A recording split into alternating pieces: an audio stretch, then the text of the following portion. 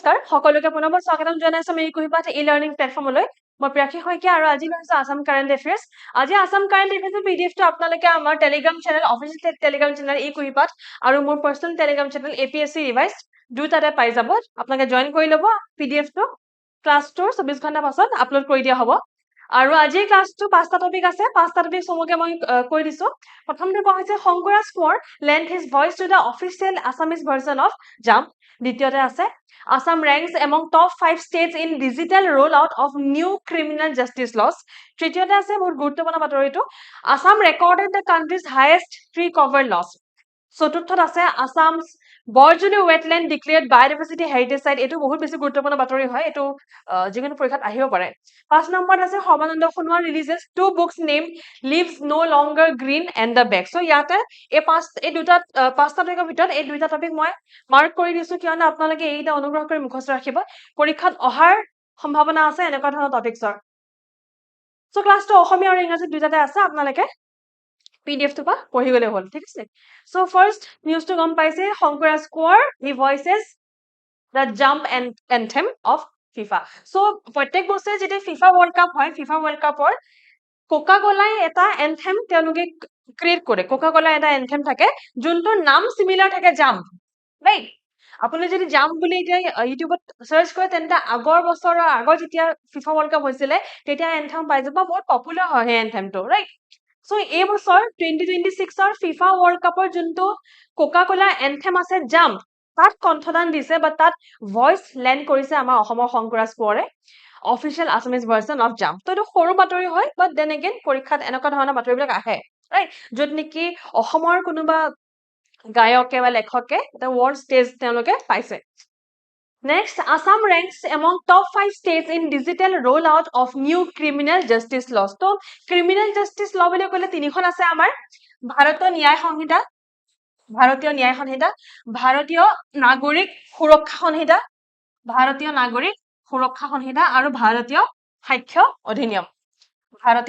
অধিনিয়ম এই তিনিখন মুখস্থ ৰাখিব এই তিনিখন criminal laws বুলি ক'ব লাগিব এক্স্যাক্টলি এই তিনিখন criminal laws 2024 জুলাই 1 তাৰিখে ফোৰ্সত আহিছিলে 2024 জুলাই 1 তাৰিখে ফোৰ্সত আহিছিলে আৰু নিউজটো এই কাৰণে আছে because Assam is among the country's top 5 performers right performer যোনটো ক্যাটাগৰীত আছে অসম সেই ক্যাটাগৰীটো হয় পাৰফৰ্মাৰ ক্যাটাগৰী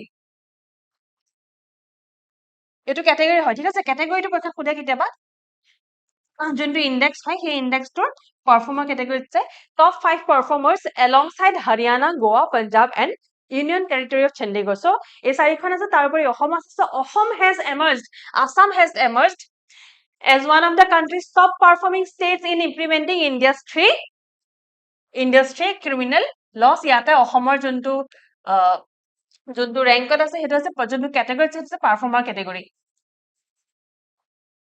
ইয়াৰ তলত achiever aspirant থাকে সৰি ইয়াত achiever টপ মোষ্ট হয় পাৰফৰ্মাৰ তলত aspirant থাকে তৃতীয়টো বাতৰি হৈছে deforestation rainfall deficit compound environmental stress in Nagaon মানে নগাঁও জিলাত বৰ্তমান যোনটো মেজৰ হটস্পট হয় হয়নে যোনটো মেজৰ হটস্পট হয় যত আমি বুঢ়া চাপৰি ওয়াইল্ড লাইফ সেঞ্চুৰী পাওঁ বহুতো তাতে ওয়াইল্ড লাইফ সেঞ্চুৰী উচা-পাজৰে আছে ৰিজাৰ্ভ ফৰেষ্ট আছে নগাঁও কাৰ্বি আংলং ডিস্ট্ৰিক্ট বৰ্ডাৰ আছে ৰাইট হেতু এটা মেজৰ হটস্পট এৰিয়া তাত নেকি লাৰ্জ স্কেলত ডিফৰেষ্টেশন হৈছে আৰু এই বাতৰিটো লিংক আছে with global forest watch data So Global Forest Watch data এটা ইনডেক্স হয় তেওঁলোকে ৰ্যাঙ্কিং দিয়ে কোড কিমান বেছি গছ নাইকিয়া হৈছে বা গছ কমি গৈছে ট্ৰি কভাৰ লস হৈছে সেই ৰ্যাঙ্কিংৰ মতে গোটেই ভাৰতবৰ্ষৰ ভিতৰত Assam Assam recorded the country's highest tree cover loss সবতছে কমিছে কোন অসমত গোটেই কান্ট্ৰিৰ ভিতৰত ঠিক আছে ইন্ডিয়ান ষ্টেটছৰ ভিতৰত highest tree cover loss code হৈছে হাইয়েষ্ট ট্ৰি কভাৰ লস হৈছে আমাৰ অসমত আৰু 2001-2023 ভিতৰৰ ডাটা হয় 2001 ৰ পৰা 2023 লৈকে গণনা কৰা হৈছে ইয়াতে 3,26,000 hectares of forest cover wiped হৈছে কিমান হৈছে 3,24,000 hectares of forest cover wipe out হৈছে বিটুইন দ্য ইয়াৰ 2001 and 2023 আৰু এটো ডাটাটো কোৰ হয় গ্লোবেল ফৰেষ্ট ওৱাচ ডাটা আৰু অসম হৈছে হাইয়েষ্ট ট্ৰি কভাৰ লস হেৰুৱা এখন ষ্টেট Okay, so এটো সৰু ডাটা আছে বাট এইবিলাক সৰু কথা ইম্পৰ্টেন্ট হৈ যায় আমাৰ ৰাইট এইটো বহুত বেছি ইম্পৰ্টেণ্ট নিউজ হয়। এইটো ইনফেক্ট যেতিয়া মই আমাৰ টপিকখিনি দেখাইছিলো তেতিয়া এইটো মই মাৰ্কো কৰিছিলো ষ্টাৰ মাৰ্ক দি, নহয় জানো? চ' বৰজুলি ৱেটলেণ্ড আছে আমাৰ শোণিতপুৰ জিলাত।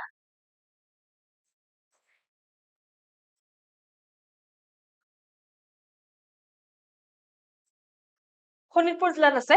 The Borjoli wetland in Assam has been notified as a biodiversity heritage site. Right? Biodiversity heritage site হিচাপে notify কৰা হৈছে। For the conservation of wild rice Oryza rufipogon. এতিয়া হয় wild rice মানে এইটো বনৰীয়া হয় এই particular চাউলৰ যোনটো প্লান্ট হয় Oryza rufipogon. So Oryza rufipogonৰ কনজাৰভেশ্যনৰ কাৰণে এই particular চাউলবিধৰ ৰাইচ ভেৰাইটি বা চাউলবিধৰ কনজাৰভেশ্যনৰ কাৰণে বৰজুলি ৱেটলেণ্ডক বায়'ডাইভাৰ্চিটি হেৰিটেজ সাইট এই particular ট্যাগটো দিছে, particular with notify কৰা হৈছে। notify কৰিছে কোনে? National biodiversity authority. তো biodiversity heritage site biodiversity authority হ'ব নাই? নেশ্যনেল বায়'ডাইভাৰ্চিটি অথৰিটি তেওঁলোকে notify কৰিছে। ইমপ্লিমেন্ট কোনে কৰিছে? ইমপ্লিমেন্ট মানে কি ইয়াতে? ইমপ্লিমেন্ট এটা প্ৰজেক্ট চলি আছে ইয়াতে, হয় না? এটা প্ৰজেক্ট চলি আছে। এই প্ৰজেক্টটো এই লিখা আছে দেই প্ৰজেক্টটো অলপ পাছতে আমি চাম বাৰু। খালি ইমপ্লিমেন্ট কোনে কৰিছে চাই লওঁ। এনেকুৱা ক্ষেত্ৰত ইমপ্লিমেন্ট সাধাৰণতে আমাৰ ICAR Indian council of agriculture research তেওঁলোকে ইমপ্লিমেন্ট কৰে। ICAR national bureau of plant genetic resources ICAR NBPCR national bureau of plant genetic resources New Delhi in collaboration with the Assam State Biodiversity Board. ঠিক আছে? যিকোনো এখন central কাউন্সিলে যেতিয়া এখন ষ্টেটত কিবা কাম কৰে, কিবা প্ৰজেক্ট চলায়, তেন্তে সেই ষ্টেটৰ সহায় লাগিবই। চ' আমাৰ অসমৰ ষ্টেট বায়'ডাইভাৰ্চিটি বোৰ্ডে তেওঁলোকক সহায় কৰিছে। তেওঁলোকৰ লগত কলাবৰেট কৰি ICAR national bureau of plant genetic ৰিচোৰ্চে ইমপ্লিমেন্ট কৰিছে। চ' আচলতে 2022 পৰাই 2022 পৰাই এটা প্ৰজেক্ট চলি আছে। প্ৰজেক্টটো হৈছে in situ conservation and management of wild rice Oryza rufipogon in Shonitpur district of Assam. এইটো হৈছে প্ৰজেক্টটো। এই প্ৰজেক্টটোৰ ইমপ্লিমেন্টেশনৰ ৰেকগনিশনৰ পৰাই এই গোটেই হেৰিটেজ সাইটৰ যোনটো ট্যাগ হয় সেইটো পাইছে। ওকে, প্ৰজেক্টটো regarding wild rice Oryza rufipogon Shonitpur district। আৰু 2022 পৰা চলি আছে কিন্তু ৰেকগনিশন এতিয়া পাইছে। আৰু ফান্ডিং অথৰিটি কোন হয়? ফান্ডিং এজেন্সি হৈছে national rain fade area authority. এনেকুৱা ধৰণৰ ডাঙৰ আৰু দীঘলীয়া প্ৰজেক্ট চলিবলৈ হলে এটা প্ৰপাৰ ফান্ডিং ষ্ট্ৰাকচাৰ লাগিব, হয় নাই? এটা এজেন্সি লাগিব য'ৰ পৰা এটা গোটা এটা এমাউণ্ট আহি থাকে টাইম টু টাইম, যাতে তেওঁলোকে প্ৰজেক্টটো চলাই নিব পাৰে কোনো দ্বিধা নোহোৱাকে। চ' এই এজেন্সিটো হৈছে national rain fade area authority under the ministry of agriculture and farmer welfare. Ministry of agriculture and farmers welfare এই মিনিষ্ট্ৰীৰ আণ্ডাৰত নেশ্যনেল ৰেইন ফেড এৰিয়া অথৰিটিয়ে ফাইনেন্স কৰি আছে। আপোনালোকে এই ক্ষেত্ৰত কি মুখস্থ ৰাখিব মই কৈ দিছো। আপোনালোকে মুখস্থ ৰাখিব শোণিতপুৰ জিলাৰ বৰজুলি ৱেটলেণ্ড, শোণিতপুৰ জিলাৰ বৰজুলি বিল ৱেটলেণ্ড বিলতে হয়। আৰু যোনটো ৰাইচ ভেৰাইটি হয় Oryza rufipogon, ঠিক আছে? আৰু তেওঁলোকে এই পাৰ্টিকুলাৰ ৱেটলেণ্ডটো দিছে নেশ্যনেল বায়'ডাইভাৰ্চিটি সাইটৰ বায়'ডাইভাৰ্চিটি হেৰিটেজ সাইটৰ ট্যাগ। বায়'ডাইভাৰ্চিটি হেৰিটেজ সাইটৰ ট্যাগ দিছে কোনে? National biodiversity authority. ঠিক আছে? মই বাৰু ইয়াতে লিখি দিছো চমুকে, আপোনালোকে মুখস্থ ৰাখিব। শোণিতপুৰ নামটো মুখস্থ ৰাখিব। দেন বৰজুলি নামটো মুখস্থ ৰাখিব। বৰজুলি। দেন মুখস্থ ৰাখিব Oryza rufipogon। মই ইয়াত অকল ৰুফি লিখি দিছো শ্বৰ্টকে। আৰু নিউজটো কিয় হ'ল? নিউজটো এই কাৰণে হ'ল কাৰণ বায়'ডাইভাৰ্চিটি হেৰিটেজ সাইটৰ ট্যাগটো পাইছে, সেইকাৰণে নিউজটো হ'ল, হয় নাই? সেইটোৱে ইম্পৰ্টেণ্ট কথা হৈছে ইয়াতে। বায়'ডাইভাৰ্চিটি HSITE সাইট, H মানে হৈছে হেৰিটেজ সাইট। ঠিক আছে? বায়'ডাইভাৰ্চিটি হেৰিটেজ সাইটৰ ট্যাগটো পাইছে। এইখিনি মুখস্থ ৰাখিব।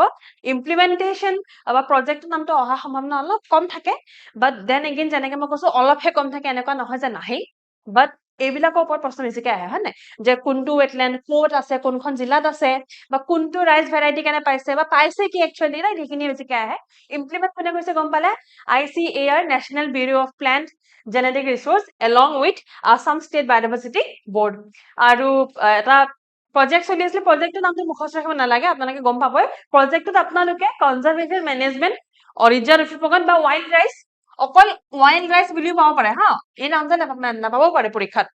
ইন শোণিতপুৰ ডিষ্ট্ৰিক্ট আৰু চলি আছে 2022 পৰা এনেকুৱা নহয় যে নতুন প্ৰজেক্ট হয় এইটো নতুন প্ৰজেক্ট নহয় 2022 পৰা চলি আছে আৰু ফান্ডিং এজেন্সি হৈছে national rainfed area authority Sarbananda Sonowal launches Arup Kumar Dutta's new novel on tea garden exploitation and insurgency তো আপোনালোকে গম পাই যে অৰূপ কুমাৰ দত্তই তেওঁ এজন বহুত বিশিষ্ট লেখক হয় অসমৰ হয়নে আৰু তেখেতে লিখা কিতাপৰ ওপৰত প্ৰশ্ন আহে যিকোনো পৰীক্ষাত আপুনি যিকোনো পৰীক্ষা উঠাই চাওক তেওঁৰ লগত সৰু সৰু এটা প্ৰশ্ন থাকে ক'বাত নহয় কোনোবা নহয় কোনোবা বছৰত থাকে ঠিক আছে চ' অৰূপ কুমাৰ দত্তৰ দুখন কিতাপ সদ্যহতে কৰা হৈছে লঞ্চ কৰিছে আমাৰ minister of union minister of ports shipping and waterways Sarbananda Sonowal ডাঙৰীয়া আৰু কিতাপ দুখন কি হয় চাই লওঁ কিতাপ দুখন হৈছে লিভছ ন' লংগাৰ গ্ৰীণ মানে সেইখন পাত যোনটো পাত এতিয়া সেউজীয়া হৈ থকা নাই আৰু the bag right leaves no longer green published by HarperCollins India আৰু the bag publish by Assam book hive কোনে পাব্লিছ কৰিছে ইমান বেছি ইম্পৰ্টেণ্ট নহয় হাৰ্পাৰ এইটো খালি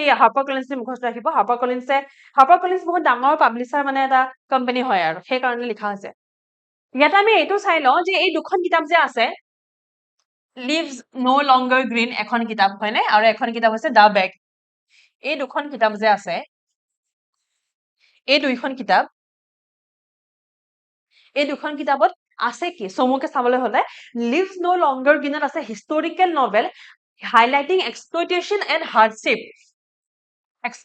hardship in Assam's tea garden অসমৰ চাহ বাগিচাত কেনেকুৱা ধৰণৰ এক্সপ্লইটেশ্যন হয় কেনেকুৱা তেওঁলোকে হাৰ্ডশ্বিপ সন্মুখীন হয় সেইখিনি বিষয়ে আছে লিভছ ন' লংগাৰ গ্ৰীণ হিষ্টৰিকেল নভেল হয় মানে পুৰণি ইতিহাসৰ কথা লিখা আছে মানে হয়তো ব্ৰিটিছৰ সময়ৰ কথাও লিখা আছে তাৰপিছত আহে দ্য বেগ কিতাপখন দ্য বেগখন হৈছে sensitive exploration of insurgency in North East India and its human consequences এবাৰ মই অসমীয়া পঢ়ি দিছো দ্য বেগ উত্তৰ পূব ভাৰতৰ উগ্ৰপন্থী সমস্যা তথা ইয়াৰ মানৱীয় পৰিণতিৰ এক সংবেদনশীল অন্বেষণ হিচাপে বৰ্ণনা কৰা হয় গম পাইছে উগ্ৰপন্থী সমস্যা আৰু ইয়াৰ মানৱীয় পৰিণতিৰ এক সংবেদনশীল অন্বেষণ ঠিক আছে চ' ইনচাৰ্জেন্সিৰ লগত জড়িত হৈ আছে এই দ্বিতীয়খন জড়িত হৈছে ইনচাৰ্জেন্সিৰ লগত প্ৰথমখন জড়িত হৈ আছে অসমৰ চাহ বাগিচাৰ যোনখিনি সমস্যা যোনখিনি এক্সপ্লইটেশ্যন আছে হিষ্টৰিকেলি চাবলৈ গ'লে সেইখিনি ঠিক আছে চ' এইটো আছিলে এটা বহুত বেছি গুৰুত্বপূৰ্ণ বাতৰি এইটো আপকামিং এক্সামৰ কাৰণে ইম্পৰ্টেণ্ট হয় নাও এটা কুৱেশ্যন আমি প্ৰথম প্ৰেক্টিছ কুৱেশ্যন হয় এইটো ৱেৰ is FIFA headquarters located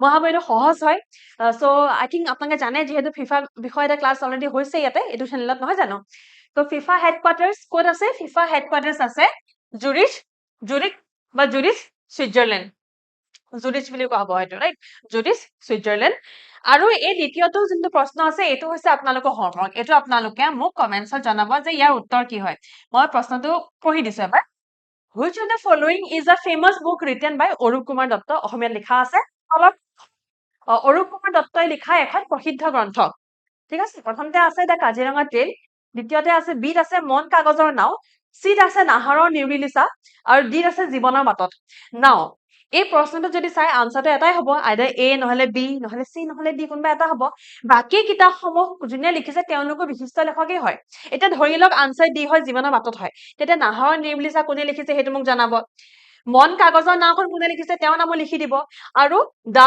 Kaziranga ট্ৰেইলখন কোনে লিখিছে নামটো লিখি দিব চ' যোনে যোনখন লিখিছে আপুনি কমেণ্টছত নামটো লিখি দিব আপোনালোকে এটা প্ৰেক্টিছ হৈ যাব কিয়নো বুকছ এণ্ড অথৰ্ছ এটা বহুত ফেভৰেট টপিক হয় আমাৰ অসমৰ যোনসকলে পেপাৰ আমাৰ ছেট কৰে যিকোনো পেপাৰ আপোনালোকে মন কৰিব যে বুকছ আৰু অথৰৰ লগত প্ৰশ্ন আহে নহয় জানো so' you can attempt this question and you can write the name of every author of the books mentioned out here লগতে প্ৰশ্নটো আনচাৰটো ডেফিনেটলি দিব ৰাইট চ' ক্লাছটো ইয়াতে সামৰিছো সামৰাৰ আগতে এটা ইনফৰমেশ্যন আছে আমাৰ ADRE ফাউণ্ডেশ্যন কোৰ্চ সোনকালে লঞ্চ হৈ আছে আমি লঞ্চ কৰিম ইন দিছ মান্থ হিচাপে অতি সোনকালে লঞ্চ হৈ আছে আই থিংক লঞ্চ হৈছে যদি নিৰ্মল ছাৰে হয়তো ক্লাছ কৰিছো এটা ইন্ট্ৰডাকশ্যন ক্লাছ অকে যদি লঞ্চ হৈছে তেন্তে ক্লাছ আৰম্ভ হোৱা নাই সম্পূৰ্ণ গতিত জাষ্ট লঞ্চ হৈছে জাষ্ট ষ্টাৰ্ট হৈছে আপোনালোকে ADRE কাৰণে যদি প্ৰিপেয়াৰ কৰি আছে তেন্তে আমাৰ ওচৰত এটা প্ৰপাৰ প্লেনিং আছে প্ৰপাৰ ষ্ট্ৰেটেজি আছে আপোনালোকে আমাক জইন কৰিব পাৰে আৰু গম পাই আপোনালোকে নিশ্চয় যে এই কুহিপাত ADRE কাৰণে যথেষ্ট বিখ্যাত হয় আমাৰ বহুতখিনি ষ্টুডেণ্টছে দুবাৰেই বহুতখিনি ষ্টুডেণ্টছে ক্ৰেক কৰিছে including my own family members যোনে ইয়াৰ পৰা কোচিং লৈছিলোঁ